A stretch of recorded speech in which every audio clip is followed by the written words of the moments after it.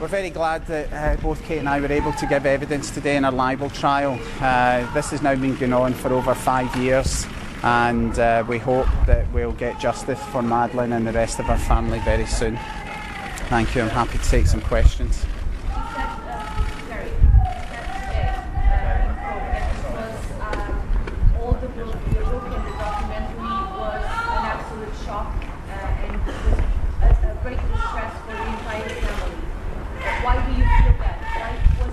Well, I mean, I think it should be very obvious to anybody who has anyone missing that when someone says that you hid your own daughter's body and faked an abduction when that child is still missing and we're doing everything in our power to try and find her, I think that would be absolutely shocking to any family.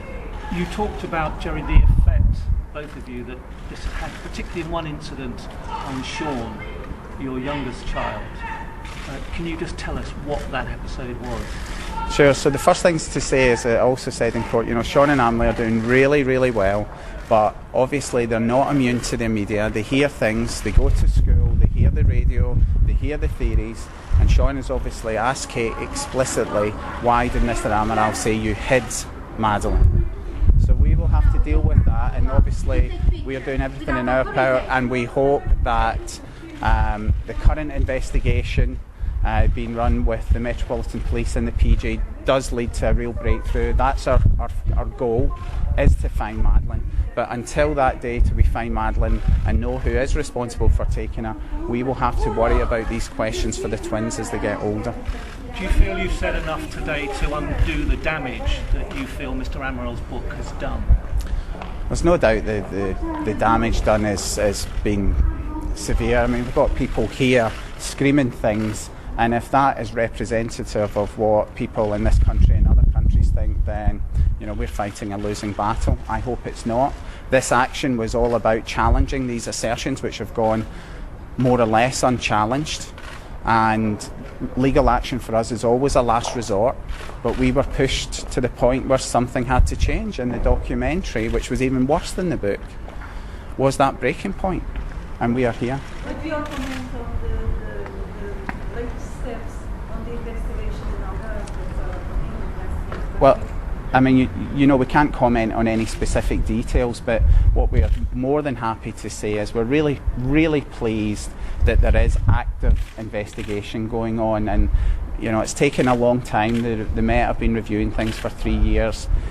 We've had feedback from the Metropolitan Police. They were pleased with the way things have gone, and we want that work to continue. There are a lot of lines of inquiry that need followed, and as parents, I mean, what we've asked for all along really is that anything that is reasonable to be done that may help find Madeleine and catch those responsible for her abduction is done. And as parents, that's all we're asking, and we felt there was a lot to be done, and we want to make it clear, it is a very complex investigation. It's a huge dossier, and we just want as much as possible to be worked through. Kate, what do you feel you've... Investigators can help repair all the damage the book and the documentary made, or do you think, or do you fear that people in Algarve start saying, what are they doing here? Well, I think the worst thing is that we were told that someone in Pride de Luge wrote the parents are murderers when this work was taking place, and if that is reflected in the general population, it's devastating. And that was spray painted on the wall in Luge just a few weeks ago. So, I mean, what we hope, we think there has been a tremendous amount of damage, but we hope the public, the general population, will see the PJ are investigating, the Metropolitan Police are investigating. They will look at it and say what the criminal file said. We don't know whether Madeleine's alive or dead, but there is no evidence that she's dead. And she's a missing child, and she's completely innocent. And more importantly for us there's nothing more important than that, but the next more important thing is whoever took Madeleine is still out there. And whoever that person is, or persons, they must have been laughing during these last 6 years at what's been told in the book, that there was no abduction, that there's no predator out there. There is. And he or she or they may strike again.